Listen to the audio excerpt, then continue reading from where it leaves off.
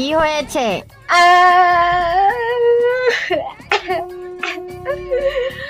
কি বলি গো দিদি, ছেলেটারে বিয়ে বোনায় আর দিতে পারবো না নে। কেন, কি হলো? কেন? অন্নপূর্ণা ভান্ডারের টাকাতে ঢুকছে না, আর মনে হয় হবে না। সব যেন অন্নপূর্ণা ভান্ডার।